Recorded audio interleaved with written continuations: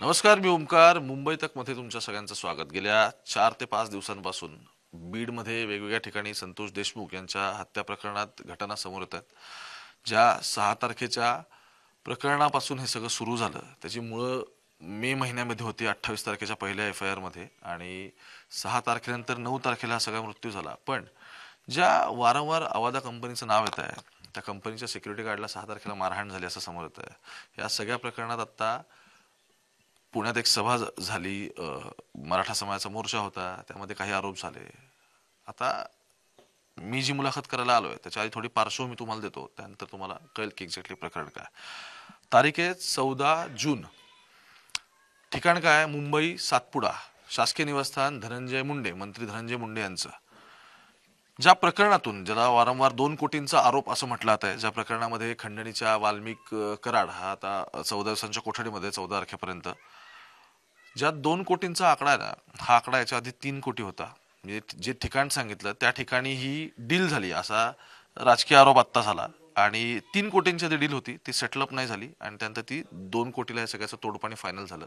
आणि त्यानंतर या खंडणीचं प्रकरण, ह्या खंडणीच्या प्रकरणामध्ये आता पुण्यामध्ये आमदारांनी एक नाव घेतलं. नाव काय आहे? नितीन बिक्कड. नमस्कार. नितीन बिक्कड आता सोबत आहेत माझ्या. तुमच्यावर आरोप असा आहे या सगळ्या प्रकरणामध्ये की ज्या दिवशी हे सगळं, म्हणजे 2 कोटींचा आकडा जिथून आला, तो आकडा कुठून आला, त्या सगळ्या प्रक्रियेमध्ये कोण होतं, त्या प्रक्रियेमध्ये 2 नावं समोर येतात आत्ता तरी. एक आहे नितीन बिक्कड आणि वाल्मिक कराड. ते तर आता या सगळ्या प्रकरणामध्ये त्यांच्यावरती, म्हणजे खुनात नाही, त्या एक्स्टॉर्शनमुळेच त्यांचं नाव आहे, त्यामुळे ते आता या प्रकरणात आतमध्ये गेलेत. मला जरा सुरुवातीपासून सांगा, एकतर 14 तारखेला तुम्ही नक्की होता कुठे? मी 14 तारखेला मला आठवतंय की मी बहुतेक मतदारसंघातच होतो इथं. मी राष्ट्रवादी प्रदेशला उपाध्यक्ष आहे शरद पवार गटाला. माझं इथं मी फकराबाद गावचा सरपंच पण आहे. आणि आता मी आमदार साहेबांची बातमी पाहिली की माझं नाव घेतलंय म्हणून, आता मी टीव्हीला पाहिली. मला ह्या गोष्टीमधलं काहीच माहीत नाहीये. मी एक कंपनीचा, आवडा कंपनीचा वेंडर आहे, आणि त्या वेंडरचं म्हणजे माझ्याकडे गाड्यांचं आणि सिक्युरिटीचं कॉन्ट्रॅक्ट माझ्याकडे आहे. म्हणजे माझ्या मावस भाऊच्या नावावर तो मी काम चालवतो. आणि ह्याविषयी मला आत्ता समजलं की असं 14 तारखेला आहे, पण 14 तारखेला मी कुठेही सातपुडा बंगल्यावर नव्हतो. हा, मी धनंजय मुंडे साहेबांना ओळखतो. ते आमच्या पहिल्या पक्षाचे नेते होते, त्यामुळे आमची कधी मध्ये भेट होती पहिल्यांदा. आणि काही भेट झाली असेल तरी कामासंदर्भात होती. पण मला ह्या खंडणीविषयी काही माहीत नाही, किंवा मी आतापर्यंत ह्या खंडणीच्या रोलमध्ये कुठेच नाही. तुम्ही कुठली मला पोलिसांनी जर चौकशी केली, मला बोलवलं, तरी मी ह्या प्रत्येक चौकशीला सामोरं जाईल. याच्यात काही तथ्य निघणार नाही. ही पूर्ण बातमी माझ्याबद्दल सगळी कुणीतरी खोटी न्यूज पसरली आहे. खोटी न्यूज पसरवले. बरं, आता मला सांगा, सातपुडा निवासस्थानावरती साधारण तुम्ही आतापर्यंत किती किती वेळा गेला? म्हणजे धनंजय मुंडे आणि तुमचं चांगलं आहे तुम्ही सांगताय, तर ते शासकीय निवासस्थाने अर्थात वेगवेगळ्या मतदारसंघातून लोक येत असतात, त्याबद्दल काही नाही. पण तुम्ही साधारण कधी गेलाय? म्हणजे जून महिन्यात तुम्ही तिथं होता नव्हता काय? जून महिन्यात तर नाही गेलेलो, पण मी एक वेळेस गेलो होतो साहेबाकडे भेटायला. पण माझं एक पर्सनल काम होतं, माझं जिल्हा परिषदचं सीओकडे काम होतं. त्याचं आहे, तर माझ्याकडे त्याचं रेकॉर्डिंग पण आहे माझ्याकडे केलेलं. ह्याच्यात स्पष्ट आवाज येतोय तुम्हाला, हे स्पष्ट आवाज येतोय हा, की धाराशिव सीओला फोन करण्यासाठी हे केलं होतं.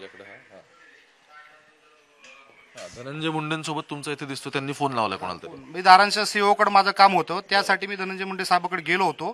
आणि ह्याचा हा व्हिडिओ आहे, याच्यामध्ये स्पष्ट ऐकू येते तुम्हाला की धाराशिवच्या सीओला फोन लावा म्हणून. काय तारीख आहे ती? ही तारीख आहे 26 जून.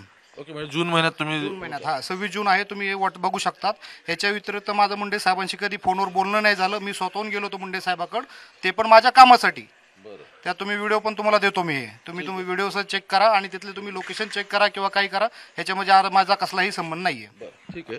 बघा, 2 नावं या सगळ्या प्रकरणात आता महत्वाची समोर आली. नावं काय आहेत? एक नाव आहे अल्ताफ तांबोळी, दुसरं नाव आहे शुक्ला, असं नाव मला आठवतंय. आवादा कंपनीच्या संबंधित हे सगळ्या व्यक्ती आहेत, बरोबर? तुमचं तिथे कॉन्ट्रॅक्ट आहे, म्हणजे सिक्युरिटीचं? सिक्युरिटीचा वेंडर आणि माझ्या गाड्यांचं वेंडर आहे आवाडा कंपनीला. कधीपासून आहे? माझं कमीत कमी 8-9 महिन्यापासून काम चालतंय. जूनच्या आधीपासून काम चालतंय माझं तिथं. बरं, जूनच्या आधीपासून काम चालतंय. आधीपासून काम चालतंय. आणि शुक्लांना तुम्ही कसं ओळखता? कारण मी एक मिनिट एस्टॅब्लिश करायच्या आधी मला हे सांगायचं, बोलण्याच्या आधी मी हे सांगतो की तांबोळे आणि शुक्ला या 2 व्यक्ती त्या सातपुडा निवासस्थानी, शासकीय निवासस्थानी धनंजय मुंडेंच्या उपस्थित होत्या. आणि त्यांच्यासोबत जो 2 कोटीचा आकडा आलाय ना, ते डील कोण सेट करत होतं? तर त्या डीलमध्ये वाल्मिक कराड आणि यांचं नाव असं आत्ता समोर आलंय. म्हणून मी यांच्याकडे आत्ता आलो की नक्की काय यांचं म्हणणं आहे. ठीक आहे, शुक्ला आणि तांबोळी यांच्याशी तुमचे काय संबंध आहेत? शुक्ला सर माझ्या कंपनीचे बॉम्बेचे साहेब आहेत आणि अल्ताफ सर हे आहेत ते इथलं साईटचं सगळं बघतात. त्याच्यामुळे त्यांच्याशी वारंवार सिक्युरिटीच्या संदर्भात असू द्या किंवा माझं गाड्यांचा संबंध असू द्या ह्यांच्याशी माझं बोलणं होतं. वाल्मिक अण्णा कराडवर धनंजय मुंडे साहेबांशी कधीही माझं फोनवर बोलणं झालेलं नाही. माझं कधीही त्यांच्याशी म्हणजे वैयक्तिक फोनवर कधी बोलणं होत नाही. जेव्हा काही असेल काम तर मी सांगितलं तुम्हाला व्हिडिओ दाखवला आहे त्या टायमिंगला माझं काम असेल तर मी कधी साहेबाकडे गेलेलो आहे. कारण मी स्वतः शरद पवार साहेबाचा प्रदेश उपाध्यक्ष आहे पक्षाचा. हा, इकडल्या राष्ट्रवादी गटाचा आणि माझ्याकडे पनवेल जिल्हा आहे जिल्हा प्रभारी आहे. त्यामुळे मी मुंबईमध्ये जास्त असतो. मुंबई आणि माझे गावाकडली काम आहेत. ह्या गावाचा मी फकराबाद गावचा सरपंच पण आहे. हे धाराशिव मध्ये ना? धाराशिव मध्ये. आणि माझा बीड जिल्ह्यात माझं इथंच नाही, आवाडा कंपनीला नाही, माझं सिरेंटिका कंपनीला आहे, रिन्यू कंपनी सोबत काम आहेत माझे, वेंडर आहेत माझे आणि स्वतःचं काम चालतं कंपन्याबरोबर. माझं काही गाड्यांचं काम आहेत, काही सिक्युरिटीचं काम आहेत. आणि मी एक आमदार साहेबांचा व्हिडिओ पाहिला, त्याच्यात म्हणले माझ्यावर पायाला गोळी लागली होती. माझ्या पायावर गोळी नव्हती, माझ्या 1.5 वर्षापूर्वी माझ्यावर फायरिंग झाली होती. त्याचाही सगळे SP ऑफिसला सगळ्याला माहिती आहे. पहिल्या टीव्हीला न्यूज आलेल्या आहेत. आणि तो माझ्यावर गोळी नव्हती लागली, तो माझ्यावर हल्ला घडवून आणला होता. त्याच्या संदर्भात बी सगळं SP ऑफिसला सगळ्यांना माहिती आहे. मला हे सांगा, आता वाल्मिक कराड या व्यक्तीला तुम्ही पहिलं म्हणजे ओळखता कसं? दुसरं महत्वाचं, शेवटचं तुम्ही कधी भेटला? नाही, मी शेवटचा अशात कधीच भेटलेलो नाही. मला वाटतं त्यांना भेटून मुंडे साहेबांच्या कधी बंगल्यावर भेटलो, पण मला असं आठवतच नाही की वाल्मिक अण्णांना भेटलेलो काय. हा, पण मग आता हा जो काय आरोप होतोय की या 2 कोटींच्या, बघा म्हणजे मी वारंवार सांगतोय की ही प्रकरणं इंटरलिंक्ड असण्यासाठी यंत्रणा आता कशा पद्धतीने प्रयत्न करतायत आणि त्यातून याची इंटेन्सिटी आणखी स्ट्रॉंग होतीये. ती इंटेन्सिटी स्ट्रॉंग त्याच वेळी होईल ज्यावेळी खंडणीच्या प्रकरणाचा ह्या संपूर्ण मर्डरच्या प्रकरणापर्यंतचे अनेक्डॉट जोडले जातील आणि त्या कड्या जशा जोडल्या जातील तशी ती चेन पूर्ण होईल आणि तर तपास लागेल.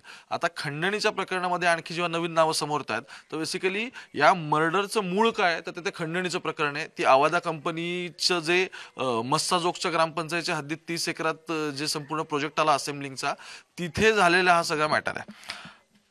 मस्साजोग मध्ये तुमची सिक्युरिटी आहे का? हो आहे. मसाजोग मध्ये माझी सिक्युरिटी आहे, माझ्या माऊस भावाच्या नावाने आहे.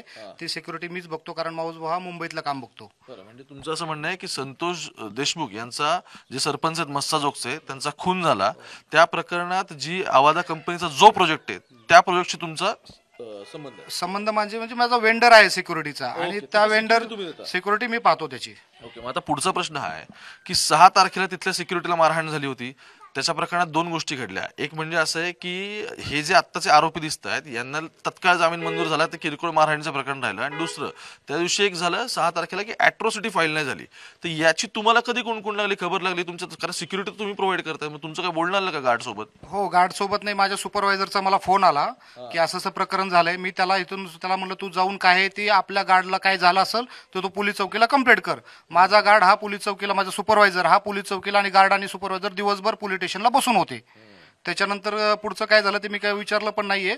आणि मारहाण झाली होती हे कन्फर्म आहे, कारण माझ्या सुपरवायझरनी मला सांगितलं होतं. आणि माझा सुपरवायझर हा सकाळी 10 वाजल्यापासून कमीत कमी रात्री 10 वाजेपर्यंत हा पोलीस स्टेशनला सगळे होते.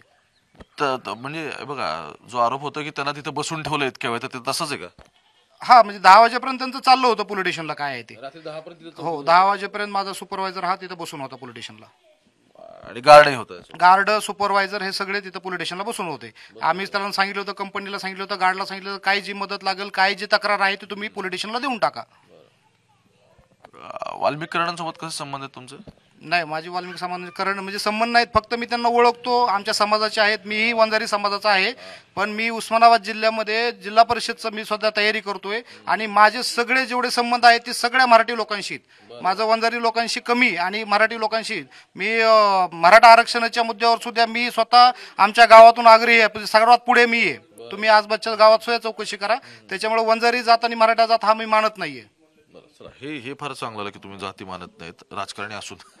सगळ्यात म्हणजे ज्यावेळेस मराठा आरक्षण चालू होतं त्यावेळेस सगळ्यात पहिलं आंदोलन हे आमच्या गावातून केलं असेल तर सरपंच मी स्वतः केलं होतं.